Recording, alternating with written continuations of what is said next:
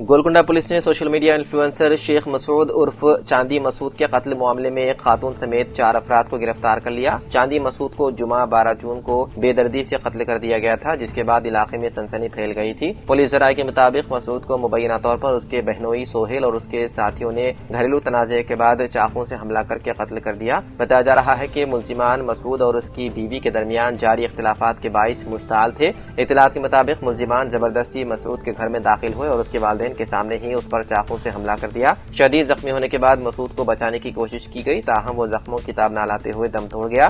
چاندی مسعود social media plate forms پر کافی مقبول تھے، جس کے باعث اس قتل کی خبر تیزی سے پھیل گئی اور واقعے نے عوامی توجہ حاصل کی۔ قتل کے بعد گولکنڈہ پولیس نے مقدمہ درج کر کے ملزمان کی گرفتاری کے لیے خصوصی ٹیمیں تشکیل دی تھی۔ تفصیلی تحقیقات اور تفتیش کے بعد پولیس نے خاتون سمیت 4 افراد کو گرفتار کر کے پوچھ تاچھ شروع کر دی۔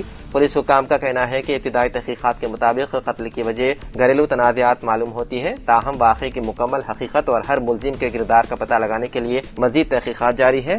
گرفتار ملزمان کو ابتدائی تفتیش مکمل ہونے کے بعد عدالت میں پیش کیے جانے کا امکان ہے۔ پولیس نے اس کیس میں مزید گرفتاریوں کا بھی امکان ظاہر کیا۔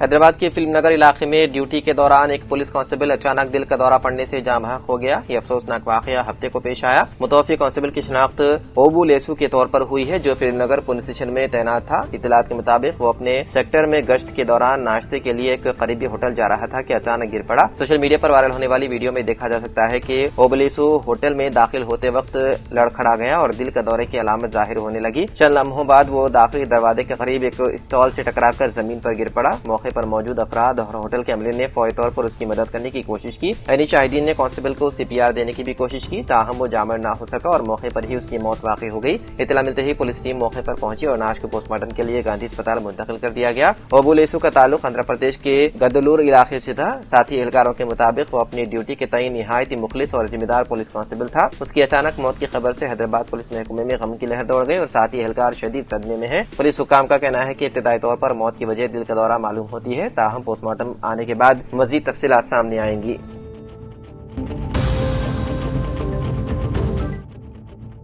حیدرآباد کے ملک پیٹ اکبر باغ علاقے میں اتوار کے دن پڑوسیوں کے جھگڑے کے بعد ہلکی سی کشیدگی پیدا ہو گئی تھی، جس کے ساتھ پولیس کی بھاری جمعیت نے مقامی واقعے پر پہنچ کر صورتحال پر قابو پا لیا۔ DCP کرن کھیرے IPS نے میڈیا کو بتایا ہے کہ 2 پڑوسیوں کے درمیان جھگڑا ہوا تھا۔ ان دونوں کے نام دھرمیندر اور امو ہیں۔ امو کے گھر میں کپڑے سکھائے جا رہے تھے کہ کپڑوں کا پانی دھرمیندر کے گھر میں گر رہا تھا، تو اس کی وجہ سے دونوں خاندانوں کے بیچ میں جھگڑا ہوا۔ بعدازاں رات میں بھی اسی مسئلے پر ان کے درمیان جھگڑا ہوا۔ بعدازاں یہاں کچھ لوگ جمع ہو گئے تھے۔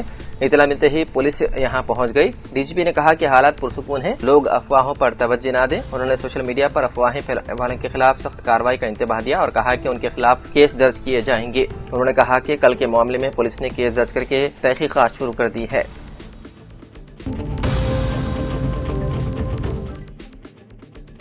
امریکہ ایران جنگ ختم، امن معاہدے کا ہوا اعلان۔ 107 دن بعد آبنائے ہرمز کھولنے پر امریکہ ایران میں تاریخی معاہدہ۔ امریکہ اور تہران کے درمیان ایک اہم امن معاہدے پر اتفاق رائے ہونے کی اطلاعات سامنے آئی ہیں۔ امریکی صدر ڈونلڈ ٹرمپ نے اعلان کیا ہے کہ معاہدے کے تحت آبنائے ہرمز کو دوبارہ بحری آمد و رفت کے لیے کھول دیا جائے گا اور وہاں سے گزرنے والے جہازوں پر کوئی ٹول ٹیکس عائد نہیں کیا جائے گا۔ تاہم اس معاہدے میں ایران کے جوہری پروگرام یا ایٹمی ہتھیاروں کے معاملے کا کوئی واضح ذکر نہ ہونا قابل توجہ ہے۔ امریکی صدر ٹرمپ اور شہباز شریف کی جانب سے معاہدے کی تصدیق کے بعد ایران نے بھی اس پر رد عمل ظاہر کیا۔ ایرانی پاسداران انقلاب سے وابستہ خبر رساں ادارے نے اسے ایران کی بڑی کامیابی قرار دیتے ہوئے کہا کہ امریکہ کو مذاکرات کی میز پر آنے پر مجبور کیا گیا۔ بعدازاں ایران کی سپریم نیشنل سیکیورٹی کونسل کے سیکریٹریٹ نے بھی معاہدے کی توثیق کی ہے۔ ایران کے مطابق امریکہ نے لبنان سمیت ایران کے اتحادی گروپوں کے خلاف فوجی کارروائیاں مستقل طور پر روکنے اور ایرانی بندرگاہوں پر عائد بحری ناکہ بندی فوری طور پر ختم کرنے پر رضامندی ظاہر کر دی ہے۔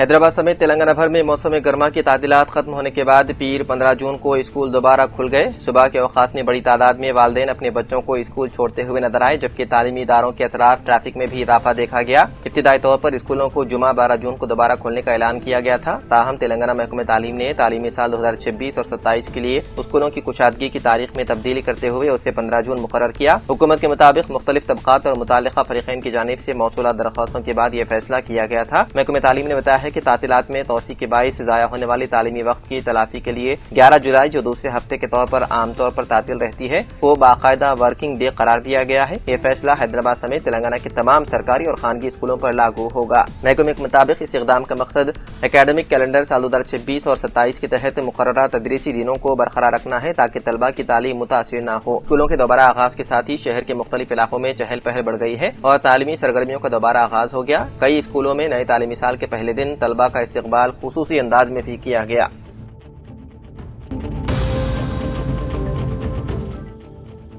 ملک کے بازار میں سونے اور چاندی کی مانگ ایک بار پھر بڑھ گئی ہے۔ مغربی ایشیا میں کشیدگی میں کمی، خام تیل کی قیمتوں میں گراوٹ اور روپے کی قدر میں بہتری کے باوجود قیمتی دھاتوں کی قیمتوں میں اضافہ ریکارڈ کیا گیا۔ پیر کی روز حیدرآباد کی مارکیٹ میں 24 کیرٹ خالی سونے کی 10 گرام قیمت 1,55,490 روپے تک پہنچ گئی ہے۔ اسی طرح چاندی کی قیمت میں بھی نمایاں اضافہ دیکھا گیا اور 1 کلو چاندی 2,57,000 روپے میں فروخت ہوئی ہے۔ یاد رہے کہ گزشتہ ہفتے سونے کی قیمت ایک مرحلے پر 1,50,000 روپے سے بھی نیچے آ گئی تھی۔ بین الاقوامی منڈی میں بھی سونے اور چاندی کی طلب میں اضافہ دیکھا گیا۔ اسپاٹ گولڈ کی قیمت $4,323 فی اونس جبکہ چاندی کی قیمت $70.38 فی اونس تک پہنچ گئی ہے۔ گزشتہ ہفتے سونے کی قیمت ایک وقت تک تقریباً $4,000 فی اونس تک گر گئی تھی۔ کموڈیٹی ایکسچینج میں گولڈ فیوچرز کی قیمت 1,53,258 روپے جبکہ سلور فیوچرز کی قیمت 2,52,383 روپے پر ٹریڈ ہو رہی ہے۔